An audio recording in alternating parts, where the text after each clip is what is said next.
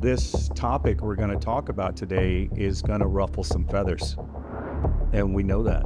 That's why I encourage the officers that are watching this, don't be so quick to judge and condemn these poor guys, because trust me, when the shoe's on your foot, people do that to you, and even some of your friends will leave you out, and you just feel lonely. Yeah, and you can be the person that is judging and be the person that is judged in a matter of microseconds. Sure. On the police department, you can be validated, anointed, or forsaken. It just depends on what the weather's like. You can go from a hero to a zero. Stay tuned, folks, because when you see who this next fire chief is, then you're going to understand what I mean. Because I have a strong feeling of what it's going to look like. Right. And I'm drinking coffee, right? Because I'm like, okay, another one of these meetings, right? And the chief says, we're going to start doing something a little different. True story. And he goes, and everyone's kind of listening, like, okay, what are we going to do different? Like, talk about something that matters, right?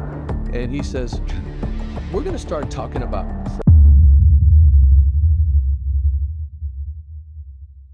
The opinions expressed here do not necessarily reflect those of our sponsors. Blu Wolf Podcast. This episode of the Blu Wolf Podcast is brought to you by Blue Line Professional Inspections. Check out blinspections.net for all your inspection needs, including home inspection, wood-destroying insect inspection, sewer drain inspection, and on-site water treatment inspection. Blue Line is a first responder-owned business. Hey, everyone. I'm Willie Cantu. Welcome to the Blu Wolf Podcast. This is going to be another good episode with my buddy here, David Sccepansky. We had a big hit with the last one that we did about search warrants. Got a lot of good feedback. I had friends that, some that I didn't really speak to a lot, that either got my number from someone and called me, or whether it be on Messenger, or just thanking us for doing that podcast, speaking about these things. We love that feedback. We want that feedback. Didn't get anything negative. Maybe they're afraid to say anything. I'd like to hear that too. I mean, yeah, I might argue with you, but that's up to you. But it was really, really good. As I mentioned before, y'all know my bio. David Sccepansky is a retired San Antonio Police Department captain. At one point, he was acting deputy chief. So he was in the Ivory Tower. What we call the Ivory Tower is the sixth floor for how long? About 6 or 7 months. I believe 6 or 7 months. So he knows the back end of a lot of these things that we talk about. And I not that I really need to. We're both retired, which is why we can speak freely. We're actually envied by many that are still working, because we can speak freely now. Lots of officers are afraid of retaliation or being accused of talking disparagingly about the police department. I've always said, if I'm telling the truth and it sounds bad, then how is it disparaging? I mean, that's y'all's fault. Fix it.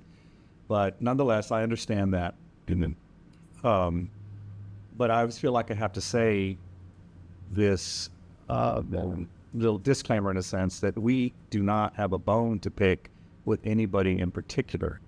We both ended our careers gracefully and ended a very good note, was what I said. I don't know, maybe that's not the right word, but we had a fun career and very productive career.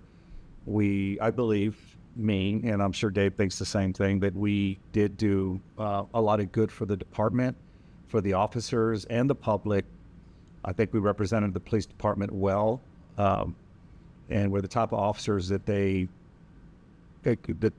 citizens of San Antonio expect, and the department would like to have. Nothing was perfect. I think we went through some things that could be questionable, and a lot of it was just part of our journey, and we learned from those things, that we grew from that. This topic we're going to talk about today is going to ruffle some feathers, and we know that. And that's good when you're doing things like this. But the other side of it, I believe that the majority of the feedback we're going to get is like, thank y'all for saying that. I really do believe that, because we hear a lot of these issues related to what we're about to talk about. We're, one of the biggest things is trying to figure out some well-placed, craftily stated title for our podcast, something to grab your attention. And we're calling this 21st Century Police Administrators Policy. You can beat the rap, but you can't beat the ride. Now, that's an adage. It's an old SAPD adage that he and I heard when we started, right? Well, you probably heard it. Academy curriculum, really. Right. You probably heard it before because, you were probably more involved in law enforcement, or your family was before I was, but you can beat the rap, but you can't beat the ride. And the way, just to explain for those that may not know it, and I don't know if some of the young police officers even know that anymore, because they can get in deep trouble for even applying this. But I'm going to try to explain it as best as I can. And what it relates to is like when you had a suspect involved in some sort of criminality or suspected criminality, and it's kind of gray. You're in a gray area, but this person is a criminal that probably should not be on the streets. Their history shows that they're always involved in something bad. You just can't leave them without being watched, and sometimes they get mouthy with us, and you have a charge that you can arrest them and book them on, but you kind of have a feeling that it's gonna get dismissed later down the road. But you arrest them anyway. You handcuff them, you search them, you put them in the patrol car, you drive them down to the police, to the magistrate's office or detention, excuse me, and then they go through the booking process. They may or may not get a bond. Of course, nowadays you're getting help with bonds. There's a certain group of people that prefer you don't get a bond, and they even have a bank where they're collecting from these donors to pay off people's bonds, but we didn't have that back in the day when we went through it.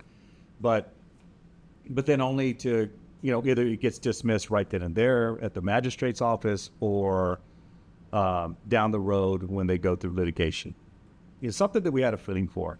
Now, that's the rap that they beat, but they didn't beat the experience in the ride. Not to mention, we also took them off the streets for, I don't know, that used to be 3 days or so, maybe long long to solve the problem. Long enough, yeah. Problem caused for arrests. I mean, it was so using your abilities to solve the problem, even if the district attorney or the magistrates would eventually drop the charge.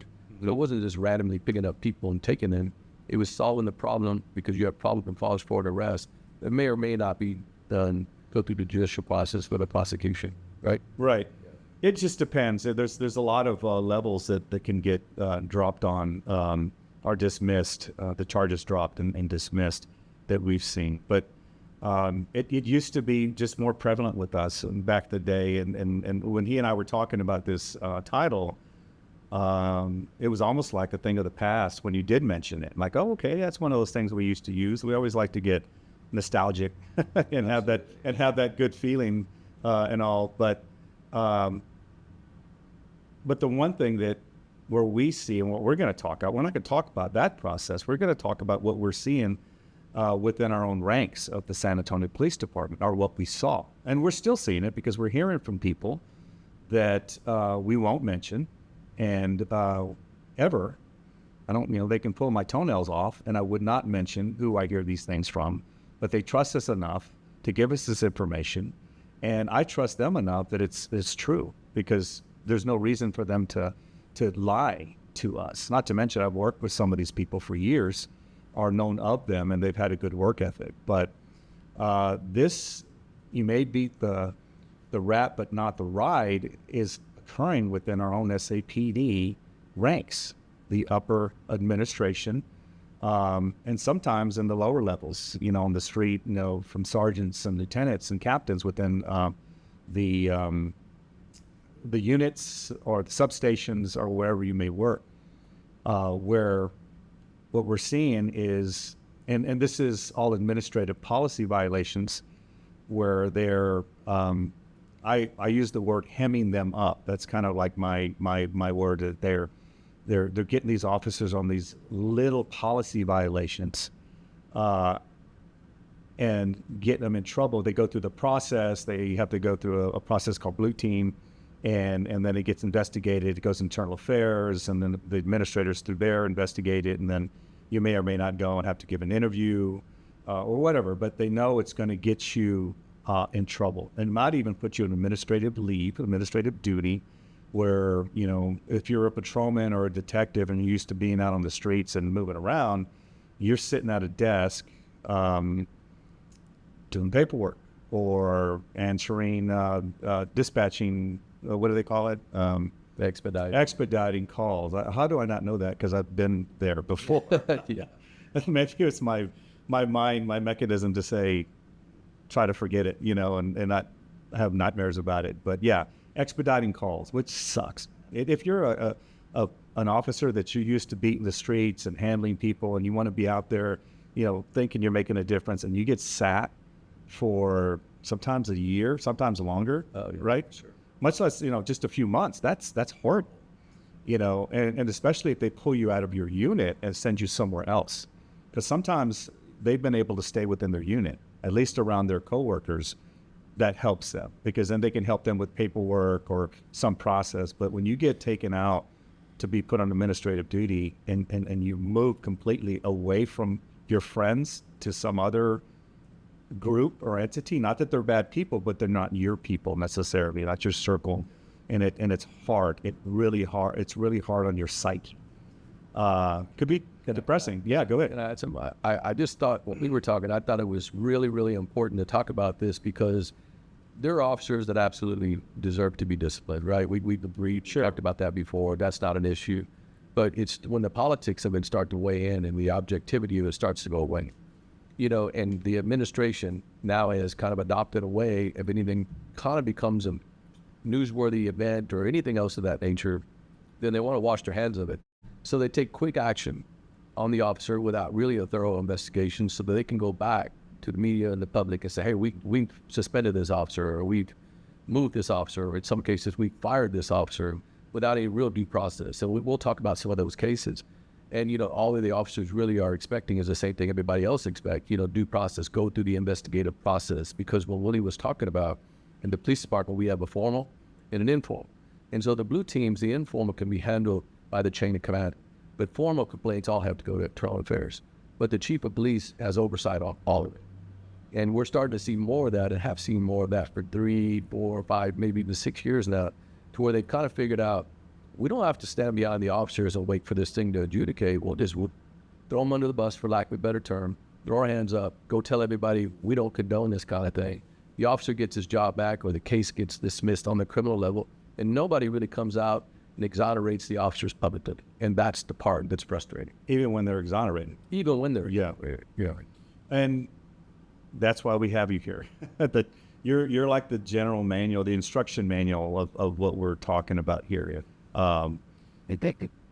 So in relation and bouncing off what you just said, basically they're using this discipline as a political tool. 100%. Yeah, they figured out they figured out a lot of little clip notes to this thing, and we're going to get into some of that. I don't know about put the cart before the horse, but they understand the difference between informal discipline and discipline, suspension and written reprimands and written counselings.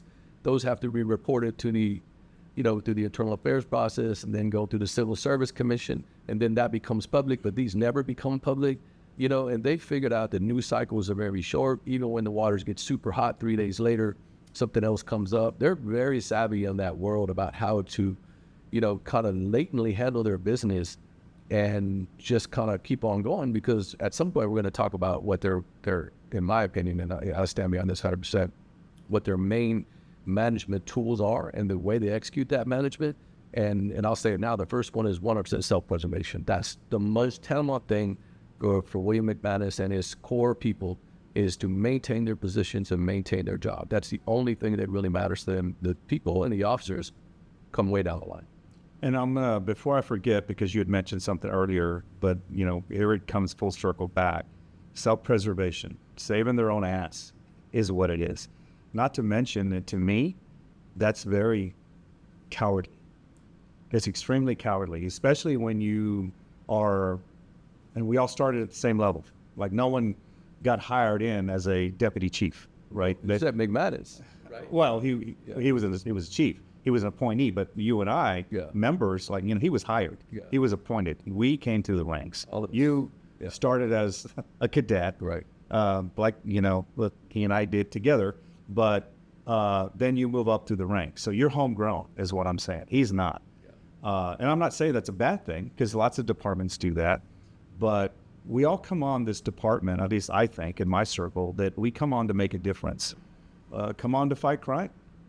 Being a police officer and chasing and arresting bad guys is a lot of fun.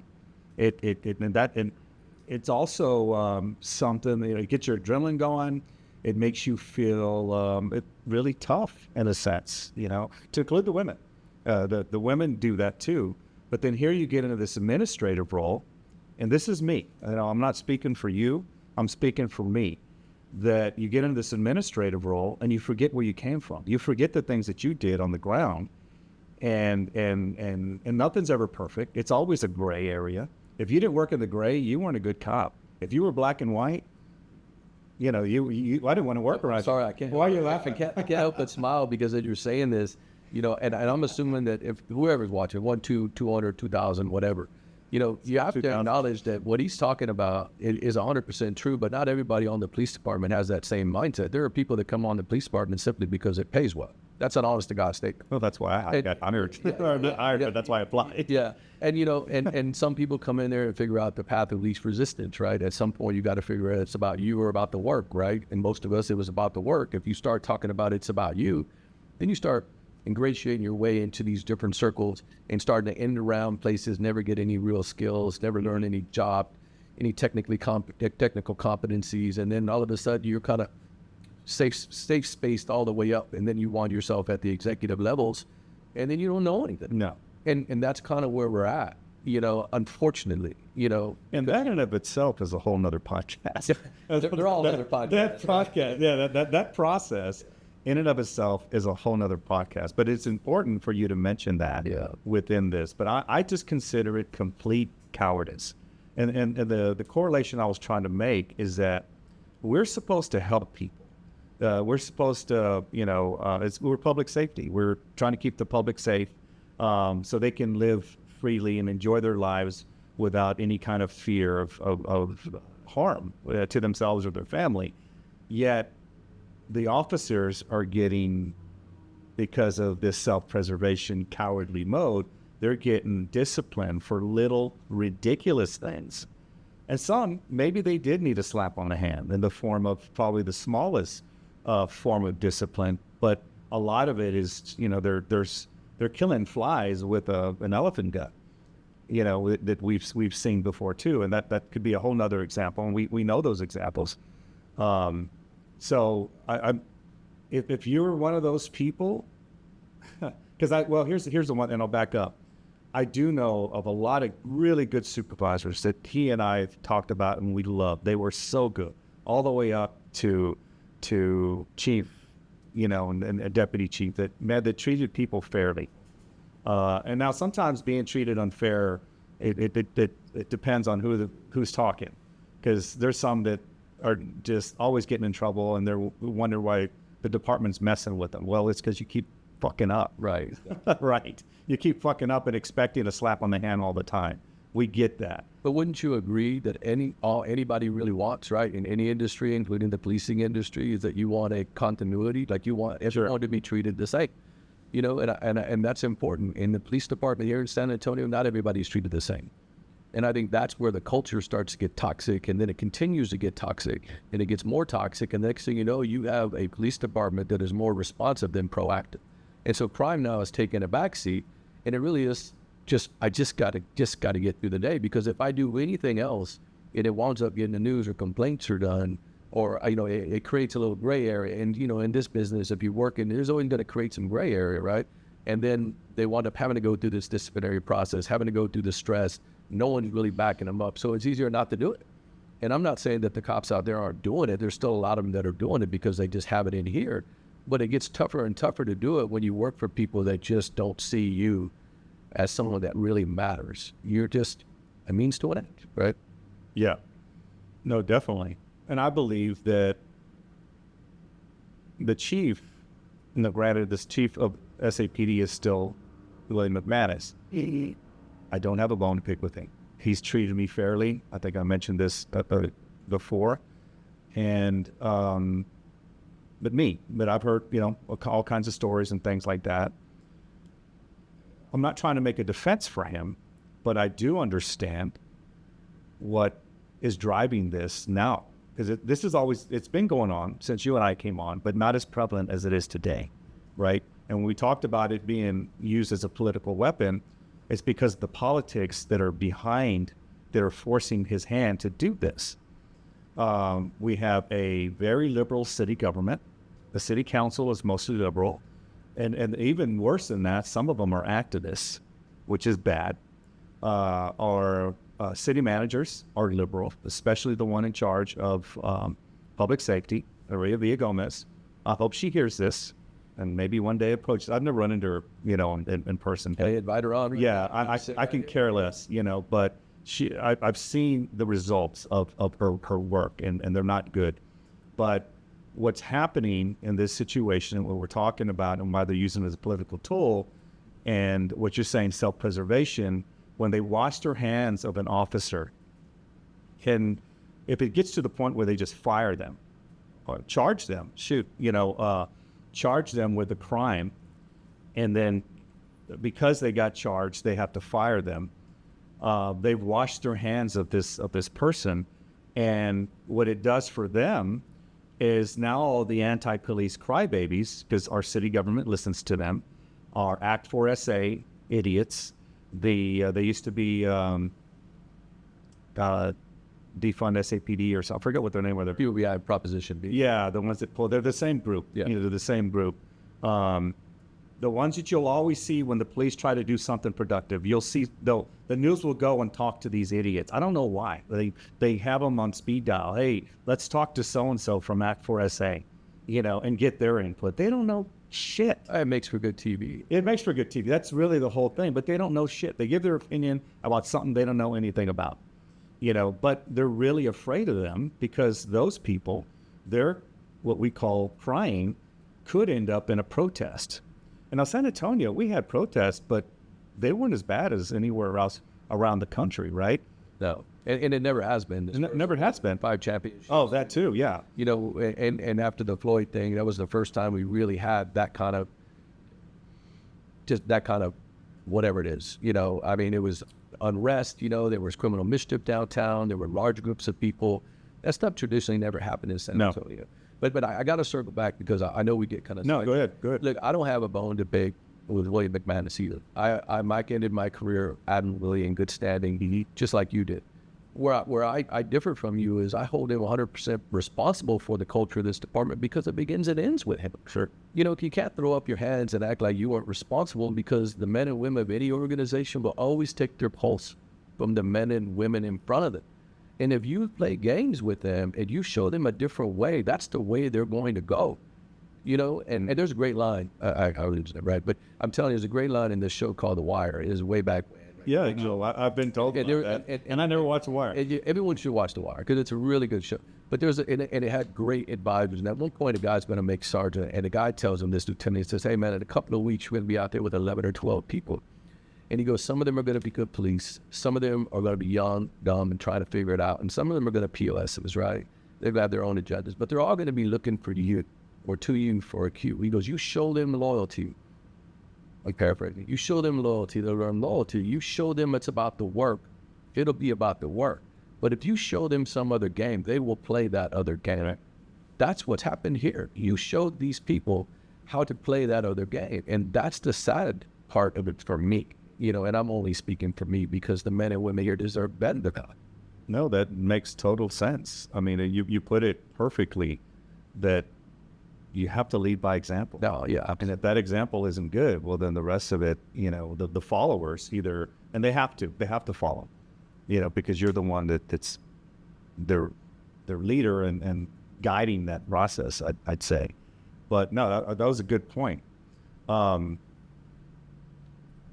So how prevalent do you think it is, say, compared to,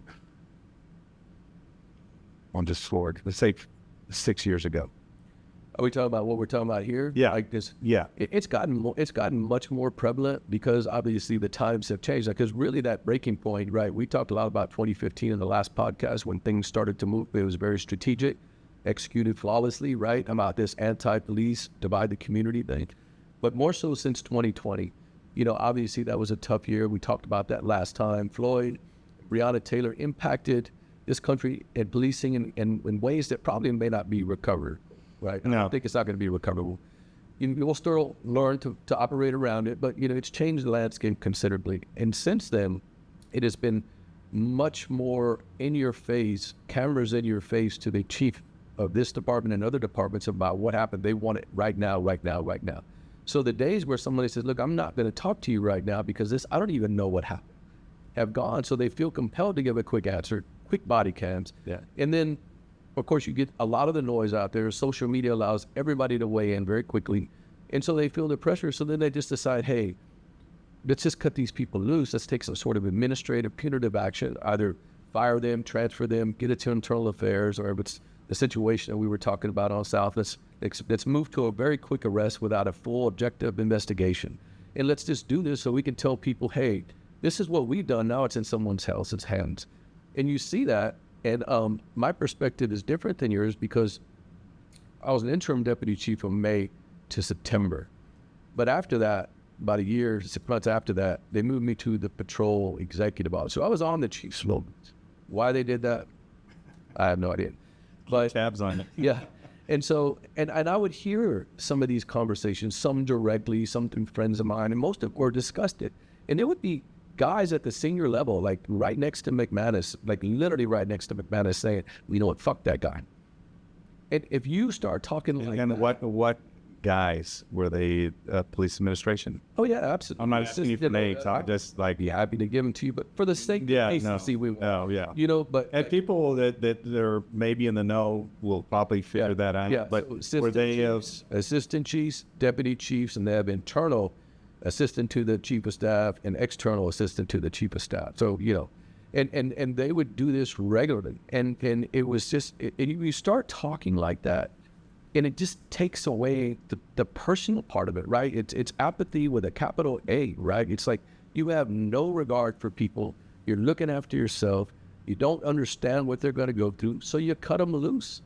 And when you start doing that, and then you start to be at the highest levels of the organization and no one's calling on you, you get bloated with self-importance, and that gets bigger and bigger and bigger, and there's no checks and balances. So then you have autonomy, and you get this, So tell me, what do you think because this isn't just, these aren't robots. They're not robotic. What drives that? Is it a character? Is it an attitude? Is it in your opinion? Because I've already mentioned that this washing their hands of these people is cowardly. So you're a coward if you're going to do something like that. So what character of people is it? Again, is it a character? What is it? All right. Last time you Did said I put you on the spot? No, not at all. Last time you said I was still operating into captainy. Okay, got it. So by all practical purposes, he's learning. We're weaning them off of the police administrator. The jargon. The jargon, the political walkabout, All right. I'm glad you know that. Tougher. Yeah. No, I tell you, man, this is what it boils down to, and it's easy to see. Pull up the command staff, right? I won't even say leadership team because that's a buzzword. That's a whole nother thing, right? But if you pull up the command staff and you look at them, and then you just kind of track where they've come from, it's not the roads where they should be. There's very little tactical experience. What you were talking about before. Yeah. You were alluding to that earlier. Right. Okay. So all of these folks now, and it's kind of coming from a circle, all of these folks had worked very hard to get into this group, right? You got the chief of police, you got the assistant chief of police, the chief of staff, another assistant chief of police, you have an XO to the XO, and then you have, like I said, assistant to the chief of staff, the other assistant to the chief of staff, the PIO person. All of these people have worked their way into these jobs and become ingratiated themselves with McManus and those very close to them. So as they move up, they start to be put into these jobs, and then they study and they get promoted and they start to continue to be put in these jobs. So now if you look at the command staff, the circle is almost completely filled, right? I mean, it's come full circle. You know, all of those people are very close to the chief of police, very close to the chief of staff. And every time something happens or a promotion is done, they'll go through the dog and pony show, but it always goes to the same people. And this is not a cynical person talking. I'm being 100% objective. I had, we'll say, coffee yesterday with a couple of friends of mine, and we were talking about some of this, and it came to me instead of me, in other words, it was brought up to me instead of me bringing it up to them. And when you start to put people in there that are like-minded and refuse or don't even want to talk, to speak their mind to the chief, give them any other kind of train of thought, any other, like, hey, maybe we shouldn't do this, or can I give you this other idea? And they're all completely aligned with him. Then you have parity. And when you have parity, you lose yourself in a lot of ways from everybody else. And that's exactly what happened, because when you start to look at all of them, they're all friends with this guy. And so if you look at the last deputy chief position, which just happened, and it goes to the culture, right? They interviewed folks, captains for deputy chief, and it took almost a month to fill it. Well, look, they knew who that person was going to be the day of, right? The interviews took 2 days. They do that to make it look like we're considering everybody. Right. And they already know what the hell it's going to be. So this is the toxic part of it. They know, but they let people wean in this thing for 3, almost 4 weeks, right? And so some people out there are still thinking, well, maybe there's a little righteousness in the world. I'm here to tell you there's very little righteousness in the world. And maybe I'll get the job, and maybe they're just on one of two, and they're just kind of, no, it's none of that. They just like to keep people out there, keep them on edge. Because they believe that their qualifications have a chance. Yeah, because that's the way most of us grow up, right? If you do hard work, if you're a professional, your footprint where you've been is better than when you left it than when you got it, and you do a great job. That should eventually pay dividends. And it does, and then it doesn't when it talks about these appointments. And if you look at the last appointment, and I'm not going to say anybody's name, but there's an old military saying, and it's really, if anybody's in the military, they probably know exactly what I'm talking about. It's like, fuck up to move on. And this particular person has gone to every unit and has created havoc in one of those units, and every time that happens, they move them laterally somewhere else to get away from it. And so that's kind of the atmosphere that is there. That's already happened, and this is not really an opinion.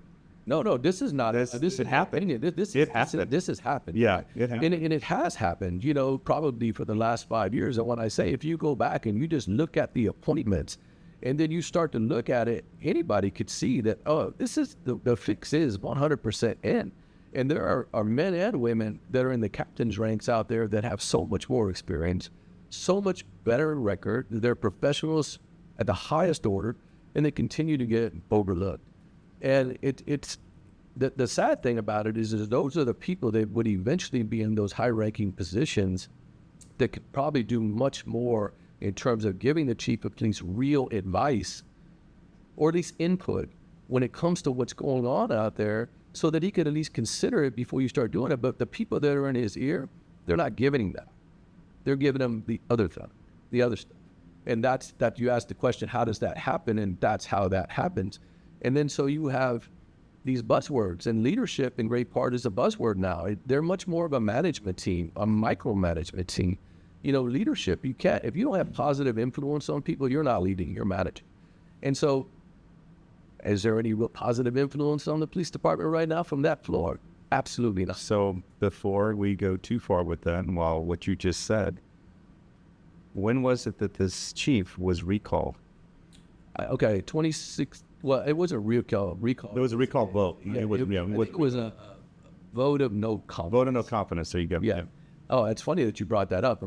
So that was 2016, right? Pretty sure from memory, right? But I'm pretty sure I'm right. Allotted strength for the San Antonio Police Department is, I might be wrong, but 2,470 or 2,370, something like that. I think got 43 votes. At one point, For him. for him. Yeah. Yeah, that means That's not even a percent. No, no. Fraction of a yeah, percent. fraction of a And so there was a time when that would have immediately kiboshed somebody, right? They would have had to been asked for their letter of resignation. They would have given it. Hey, if I no longer can have deem to get, garner the respect of the people that work for me, that I don't want to be here. It was the exact opposite, because the city manager just brushed it off and then empowered him, and there we are again, right? You kind of get bloated with self-importance. The autonomy gets grander. Nobody's calling you on it. And it's like a fighter that you didn't knock out, and he comes back, gets stronger, stronger, and stronger, and then all of a sudden, he's unbeatable.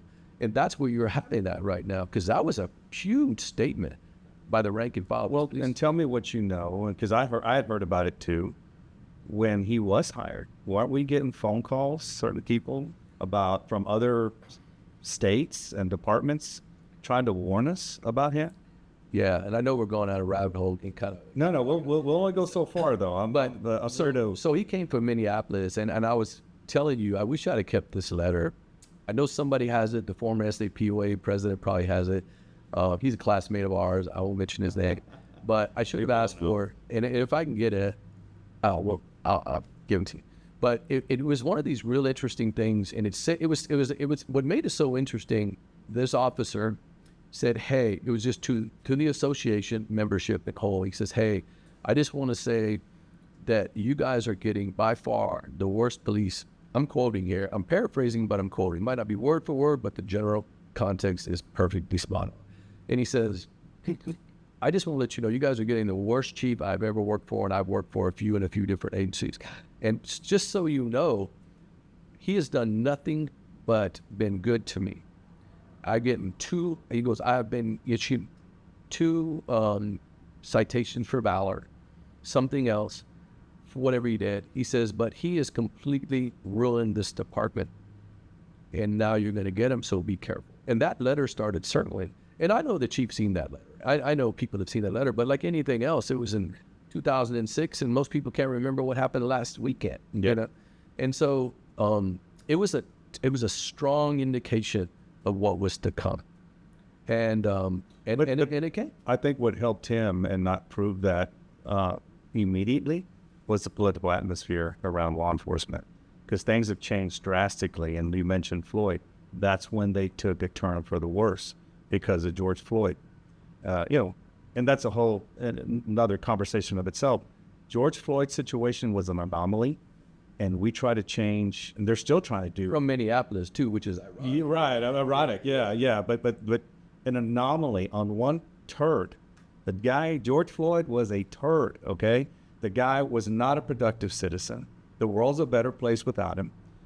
But all of a sudden, they're trying to change what's, the new way of policing to prevent another George Floyd. Well, yeah, fix the problem if there were, but don't change policing because of that guy, And they try to make it racial, which they always do when it has a person of color.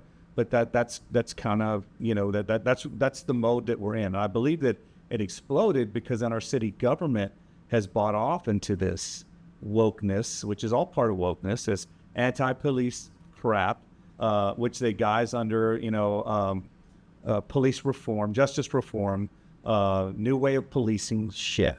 And it's shit because they like to dress things up. They put lipstick on pigs. They try to dress things up to sell them to everybody. Yeah. Why are you laughing? No, I'm not laughing. I'm smiling because I'm literally on the same page with you, and then you see this thing, but when McManus got here, and still to this day, I admire him in the sense that he was a master marketer. Like he figured out the template. He's everywhere all the time. He smiles a lot of Twitter pictures. He's always picking up cats or beating cats.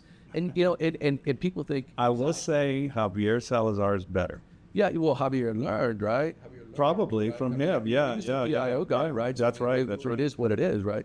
Of course, Javier took the opportunity and became his own kind of person. But, it's really interesting when you start to see, it's like what's that old word in like vaudeville days? Prestidigitation, right? It's like sleight of hand. Look over here, so you don't see what I'm doing over here. And that's our government, our country's government. And so he has done such an amazing job of painting the picture of someone that's everywhere all the time. But behind that, it's like a Hollywood set. It looks good. You walk behind it, there's literally nothing there. He don't know the operations. He don't know who's doing what. He doesn't know what investigations. He doesn't really understand the crime stats. I'll tell you a little story, and it's funny, and then we can get back on track. When I was at the chief's office, we had a command staff meeting every Tuesday. And I say every Tuesday loosely because it only happened every fifth Tuesday, right? He was always too busy. But we had it last minute. We get, hey, command staff has been canceled. I was in that command staff when I was an interim deputy chief, but also when I was the XO for the patrol division.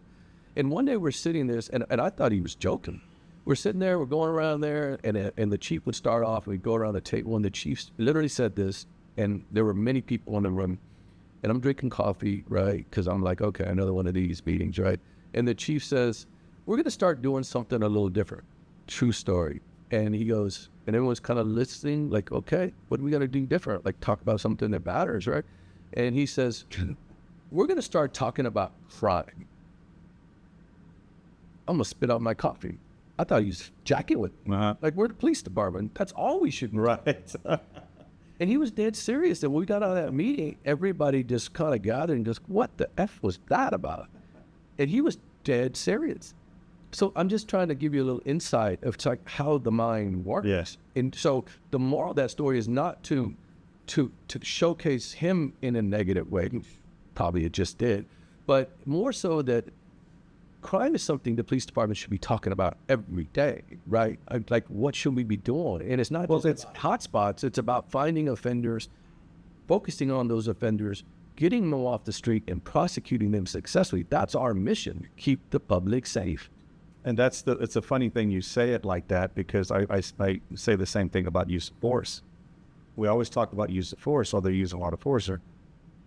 Every officer that is recognizable as law enforcement in the public's eye is using force, right? We step out with a badge on our belt. Just use presence. Our presence. Yeah. We're using force. So when you tell me, you use an excessive force, if we show up to what they call a small situation, let's say a minor accident with 10 officers, are we using excessive presence? You know what I mean? Is that excessive force? Yeah. It's that play on words. So tell me about, we talked about the Citizens Review Board, the internal affairs process, and how that almost, the way we've described it, talk about it, it almost seems like it's just that sleight of hand. Look, we're doing something about it. We got all these people involved, a lot of people because they spend their time on it, right? We have the sworn board, which is comprised of how many? So it's a deputy chief, a captain, a lieutenant, a sergeant, a detective, and 2 patrol officers, right? And that's the board that really gets together. It's an advisory board to the chief's appointment, right? The chief's appointment. So you got to keep that in mind. They report to the chief, the deputy chief, right? The chief, chairman of the board, but they're also appointed by the chief. So what they do is always going to be heavily scrutinized, right? So if you're going to be in line with the chief, you got to have some big ones that sit there and say, well, I totally disagree with that. I think that's BS, right? Most of them are going to be kind of cautious in the way they move, right? So they about 3 contracts ago, they started it small, got a little bigger, and they have a citizens advisory board. And the citizens advisory board is really appointed by city council, but the list is created by the city manager, which is really the deputy city manager. You were talking about her earlier. And then these people that are in good standing in the community get appointed. So it's a dual purpose board. This is where the smoke and mirrors comes in. And the people that do it really mean to do well, right? These are citizens that really want to be involved in their police department and make sure their police department is doing what they should be doing. There's no slight on it. But this is the dirty little secret, is that they have no real position. It's advisory only. Mm-hmm. And so a lot of times they'll recommend, because that's really all they are, is that they'll recommend discipline, which is either varies from what the sworn board does, lesser or more. But if it happens to be one of those things where it's in that chief's core group and they often more, the chief always has, and it says it right in the contract, you can look it up anytime you want, the chief is in no way compelled or any obligation to adhere to this. So the chief just arbitrarily dismisses it. It's really not open. It's not open to any open records requests. So it's completely latent. Yeah. It just looks good. Yeah.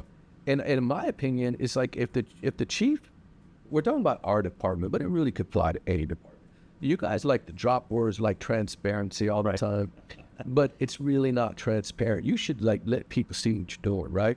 And I know this is where the union will probably have a little bit of an issue because they like it too. Like we were part of the union, right? And if it benefits you, you like it. If it doesn't benefit you, don't like it, right? But at the end of the day, if you're doing it the right way, then it shouldn't be a big deal. Well, I'm of the belief, and you may and disagree with it, but I retired as a detective. I wasn't even a supervisor, but we had to wear body cams when they came out, and any kind of police action you took, you had to turn that body cam on. Yeah. Patrolmen are getting in trouble for not doing that, or turning it off, or muting it too soon. So I believe that if you're going to conduct police business, whether it be meetings or conversations, turn your friggin' body cam on. And not that you can't go on the side and talk about things, because they'll end up being circumvented in some crap. So I probably wouldn't necessarily agree with that position, because if you have body cams on every meeting, that somebody's going to get it. All body cams are privy to open records with death, and then somebody will take a tidbit or a snippet of something and turn it into something that it isn't. But when we're talking about the I'm advocating for the civilian part of this board. Because if they are there and they have a say, then their say should have some meaning. And it should have enough meaning to where people know what they recommended, so that when the chief overrides them or disregards it, then someone should eventually have to answer for it. That's the part I'm talking about. So it completely eliminates any legitimacy of it. Yeah. It just looks good. Yeah. And yeah, because really, if they're appointed by city council and the list comes from the city manager, I don't know that they don't do this, but I'm pretty sure they don't do this. Why aren't they meeting with this chief's civilian advisory action board to tell me what's going on? Well, they don't really want to do that because, like you mentioned too, the chief does exactly what Maria wants and what every councilman needs him to do. So why are we going to do that? And I'll say this too, because you just mentioned it, not to go off on a tangent, but you talk about this last appointment to deputy chief.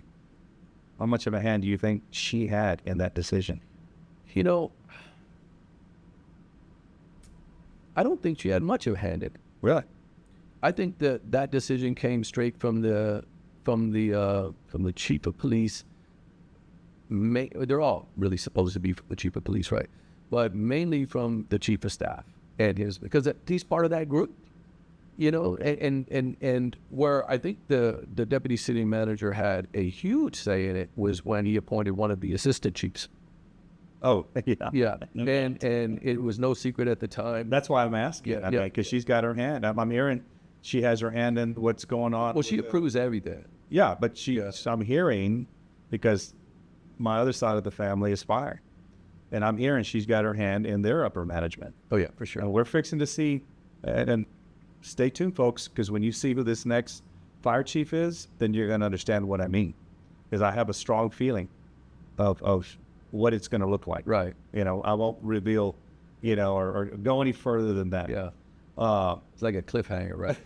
Yeah. We'll be right back. You're going to see what I mean. There's no need to sound like we're just beating that dead horse in a sense. So it's also something to go, hey, I was right? So you can go, Ben, Willie, Dave's right. So I think they're all on the same page, right? Because there's a lot of people that are working in that environment that are in positions to be in a regular contact with Maria, or Eric Walsh for that matter, right? Or council people. And so once you start to do that, again, you start to ingratiate yourself into these circles. Everybody, I was talking about that one that got an appointment most recently. He'd been taking the chief hunting for years. So what do you think that means, right? And so it means he's doing the right thing. Right, but on that one appointment to assistant chief, it was very common knowledge that the chief wanted this other guy. Maria wanted this other woman, and it got a little chippy between them. Well, Maria ultimately put her foot down, and this was common knowledge, right? And she does a heavy hammer. Yeah, she got the assistant chief. Well, the very next assistant chief job went to the other guy, right? So I think that's really where the crux of it. I think they're kind of always on the same page. Is this kind of rubber stamp? I think this one, what we're talking about now, I think she wanted her. She needed a female up there. She wanted a female up there. So she got a position to satisfy that she's virtual. She's Yeah, the 20 30 was. Yeah. What'd you say? 30. the 30 by 30 plan. Yeah, that's part of that. And that needs to be mentioned because we're seeing that. We just saw it with the Secret Service. Great example. If you couldn't have called a strike better of what's coming, what happened in the failed assassination of Donald Trump and the I failed... can still say President Trump. Yeah, let's say hopefully the next president, but the former president, but the failed planning of his protection had a lot to do, because they're calling, and now it wasn't just me at the time, but calling her a DEI hire, Kimberly Cheadle, and she shit the bed, as we would expect. And then we saw the ones surrounding President Trump, were DEI hires, no doubt. And they failed too. They looked horrible at the time. I won't go too far into that. So we've said a lot. We're talking about, how they're not being as transparent as they should be. We've already mentioned one example, and it's a really good example, and it's fresh because a lot of the people know it. That happened, has it been a year now? With the South Side. That was last summer, I believe. Yeah. Yeah, it's going to be a year now where, and it's in the news, where 3 officers, just a real quick synopsis, got a call for a crime in progress. This woman was, it's kind of we call it criminal mischief, but was damaging the fire alarms in the apartment complex. The officers show up. She flees from them, and I believe she fled too easily from them because they didn't go hands on her. I saw the video. She was already acting weird. Right. But because of discipline, fear, these officers aren't going hands-on right away. Well, she should. So she flees from them and goes into her apartment, and they don't go after her in her apartment, but when they start kind of pushing their way, get closer, and I do believe, they were saying it to me too soon, but I do believe she was going through some mental issue. But at the time, you think you're dealing with a crime suspect, right? It wasn't a call for a welfare check or anything. And then she comes at him with a hammer. They're saying that it looked like she was throwing the hammer, going to throw the hammer at him, and they used deadly force on her. And the issue with that, and there's so many details that we don't know, And on face value, yeah, it looks bad.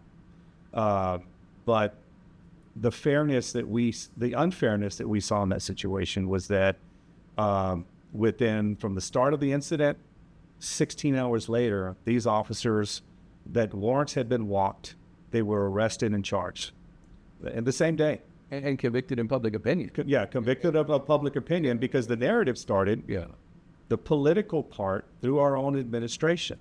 Yeah. She was obviously going through a mental episode. Well, you're looking at hindsight. You're already too late on your assessment that you're using an advantage you have now that these guys didn't have at that time. Hindsight is 20/20. But I go even further. Now you wrote arrest warrants, applied for arrest warrants and things like that. You probably do it faster than most. But I'm gonna be generous that they had to have made this decision. I'm gonna give them 6 hours into the situation. Yes. Right? Because they did, no doubt, conferred with the way that usually happens when there's officer-involved shooting or something like that. So the shooting team commander will come out. That's the homicide lieutenant or the homicide captain. They'll come out. The deputy chief over that area, the chief of staff. Everybody's there, right? It's like one big marshmallow fry, or whatever you call it. And so they're there and they're all powwowing. And usually the way that conversation goes, which is a great example of this, what we're talking about, you can beat the rap, but you can't beat the ride, because it hasn't gone, right? It hasn't really gone. It hasn't gone to criminal court, right? And at some point, that'll go through its process. I have my own opinions on should that be a deadly force situation or not, like you do, but that's lots of officers. Yeah, but that's not even really for this. But what it is, that's a perfect example of how they gather up. They realize this is a shitstorm coming, and it's brewing fast, and they're just saying, what can we do to What shitstorm? What is the shitstorm? The shitstorm is the political part, the public part of it, the press and the media pushing on it. That made national news, right? It's on Fox, it's on not anything having to do with the law necessarily. No. We're not even there yet. It's the pressure and the perception that the police department is not in line with the expectations of whatever the citizens of this particular world. The way of thinking. And so the decisions are made very quickly. And so it came like this. So what do you think we should do? You know, somebody says, hey, you know what? Do we have enough to arrest him? And I'm sure that the homicide commander was calling. He said, I think we're too early for that. I'm not throwing him under the bus. I haven't talked to him. Leave him alone, right? Yeah. But any rational commander would say, oh, I think it's too early for that. We don't even really know what's going on. And then you have probably the chiefest. I'm going to tell you right now, I have no doubt when they made this decision, the shooting, the crime scene was still being processed. Oh, yeah. Shooting team was still on scene. Yeah, and so that decision was made. Hey, you know what? Let's go ahead and walk warrants on him. It gives us an opportunity for the chief to get out there and say, hey, you know, we have walk warrants on this. We've consulted with the district attorney. As you know, the DA is going to go, what? We're going to screw over some police officers? Absolutely. Let's go. And it makes them look good. It makes everybody look good. But you know, it doesn't make, you know, they don't take into account, you know, the officers, the stress, what we were talking about. I don't know if we have time for that councilman's comment, but, you know, these people now don't have any real, you know, any income. You know, how do you pay my mortgage? How do I have to, you know, how do I take care of my kids? How do I put food on the table? They don't think about the embarrassment to the family, the wives, the parents, the children. They just make these things carte blanche because, and this is a point I really wanted to make, the chief of police only has 3 distinctive management style. These are the only things. And when we were talking about leadership, if you look on the police department, it says leadership team, right? Well, leadership is a buzzword. It's like synergy, core component. You know, it's like pivot, right? That word drives me. We're going to pivot. Like, we're just going to fix it. And so, but, you know, the first one, and we were talking about it right earlier, is just sustainability, right? Self-preservation. That's his full goal, number one goal, right? I want to keep my job. I want to be the chief of police, number one.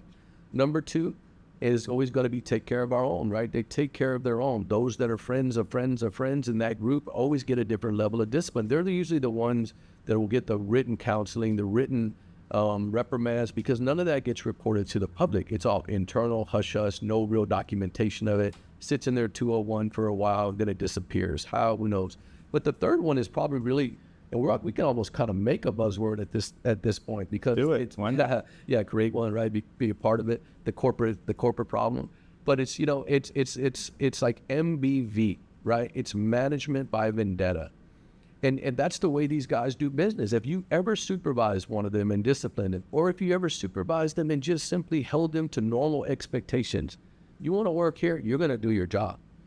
And at some point, these guys use that template we talked about earlier, wind up getting up into the ranks, following a different path, wind up getting appointed. They can never let it go. And so all of these people that if at one point in their minds crossed them or saw the world differently than they do, they never get those assignments. They never get put where they're going to do the best good for the department. Like if you want a homicide commander, who do I want? I want a guy who was a homicide detective. That's why these guys end up playing chess. Yeah. Because you have to be a few steps ahead. If I make this move, am I going to be able to get over here? Yeah. Or am I going to get squashed? You remember we had a case not too long ago, a situation where a guy missed a gun on a search, and then the guy went to the mags. Oh, yeah. Or the county, and then he shot himself. And, you know, those are like critical moves, right? And the officer was 100% wrong in missing that gun. There's no way around it, right? Searching 101, yeah. You search it. If Willie takes my prisoner, I search it, then Willie searches it. Yeah. Like it's 2 hands are better. It's like clearing a room, right? I clear it, you clear. But, you know, on that thing, and when the officers got arrested on South, and you don't see these people, if you're a real leader, like a leadership team or leader, then you go to those roll calls and you talk to those officers and say, I know this is hard for you. These were your friends. You know, but this has to happen. Yeah. They don't do that. No. They don't go. They're not shown. So they're not having any real influence on the people. So they don't even talk about it. So then the captains that are out there are left to do it, but they don't even know what to say because they were never included in the loop. So it's not even a captain's meeting to, hey, I want you to talk to your people about the expectations and reiterate the need, right, to search. It just never gets talked about. I'm going to go a little further with that, not just not knowing how and what to say. But one thing, and I hate it, and I hate it, but I know I've done this before, and you probably have too, you might relate to it, is that when other officers see them, the spotlight is on them for that situation, they automatically in their mind go into self-preservation mode also. Yeah. On its face value, it doesn't look good. And then they'll go, well, I would do that. And then with all the rumors floating around, because they'll end up talking to each other, and whether it be personally or text nowadays or whatever, and they'll derive something like, yeah, well, fuck that, the dumbasses. Yeah. Without knowing the full story. So they kind of like, and they don't want to hear anymore. You know what I mean? Because now that I'm one of my retirement gigs, and I told you, is I'm working as an expert with defense attorney Nicola Hudd and Jay Norton. Yeah. I'm Great attorneys, by the way. I believe 100%.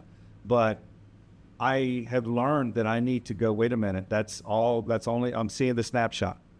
I need to see the description and everything else. And you learn from that. That's why I encourage the officers that are watching this, don't be so quick to judge and condemn these poor guys, because trust me, when the shoe's on your foot, people do that to you, and even some of your friends will leave you out, and you just feel lonely. Yeah, and you can be the person that is judging and be the person that is judged in a matter of microseconds. Sure. On the police department, you can be validated, anointed, or forsaken. It just depends on what the weather's like. You can go from a hero to a zero. It happens super quick. And, I know you were talking about the case where the street crimes guys, were wound up going through a criminal case, and then it was dismissed, and there was no big to-do about it. The chief didn't come out and says, hey, we're happy to have our guys back. They were exonerating. Or the union coming out saying, hey, you know what? This happens. It gets a lot of press, but we're here to say we're happy to see them back. We're standing with them. That never happens.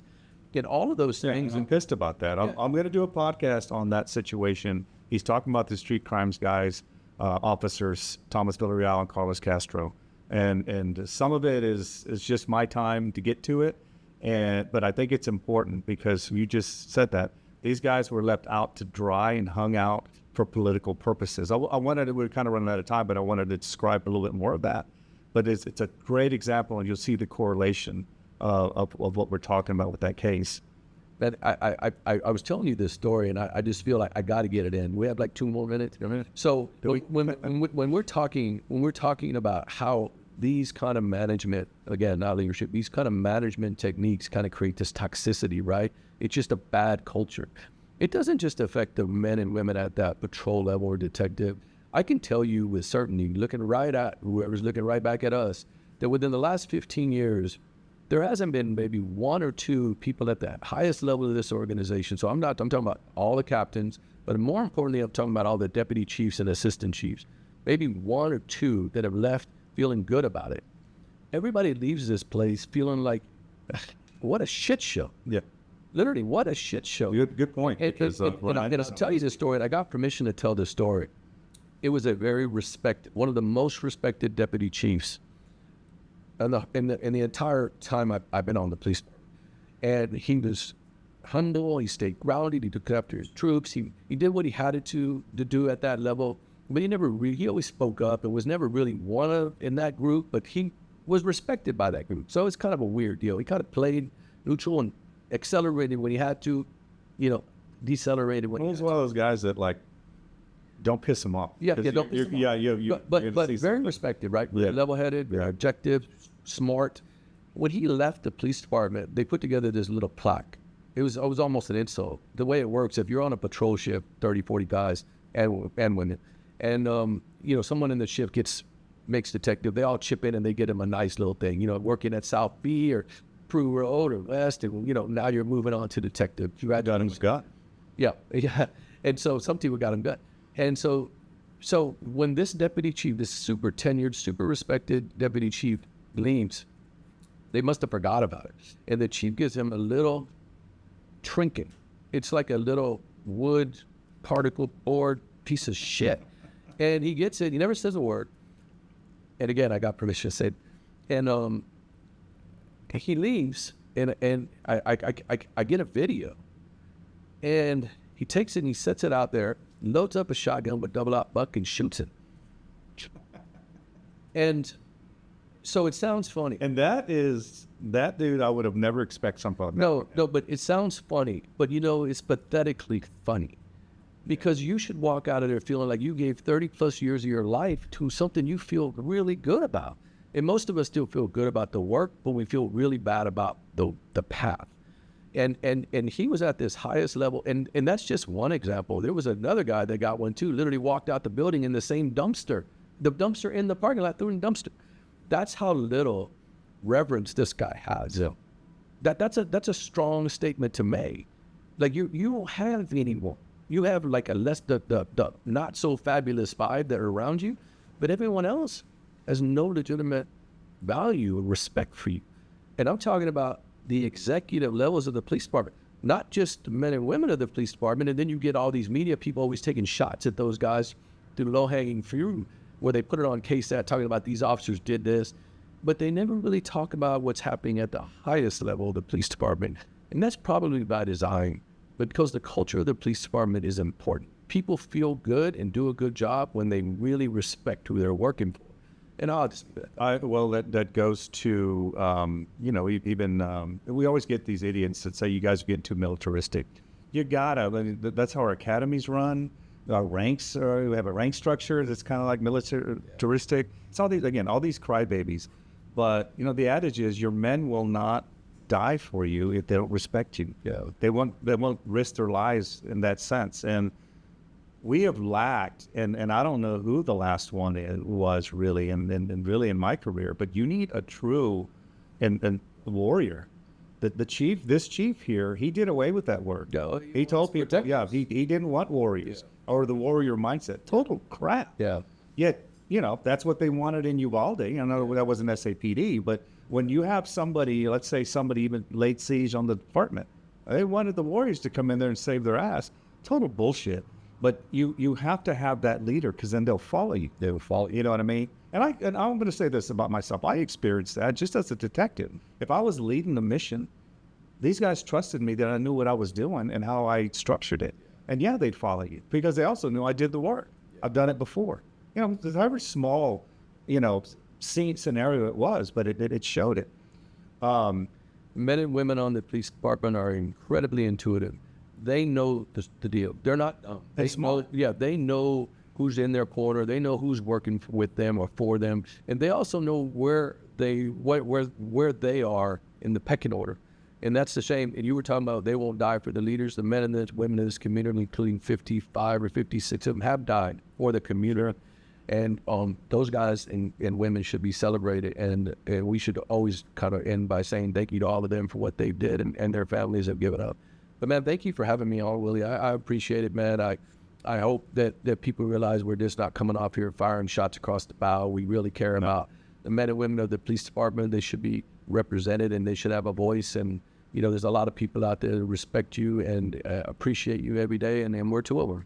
The cool thing about this is that, and we probably will not know, but the ones that are pissed off about this are the ones we're talking about. Yeah. And the ones that we're speaking for are the ones that are going to feel good that we're actually saying something. Yeah. And I appreciate you doing that and being here again, and I think it's good information. And I hope, I'm not even going to say I hope it didn't offend anybody, but I know it's going to offend somebody, but I hope that people know and we structured it well enough to where you understand where we're coming from or what we're talking about. It's a real problem, because if you start paying attention, if you don't notice it, you're not really paying attention. Right? You just don't, or you don't have enough time on to see it. Yeah. But it's there, and we're not trying to throw a black cloud over the police department. We still love this department. We have a lot of good friends at work, still are working at this department. We feel for them and what's going on.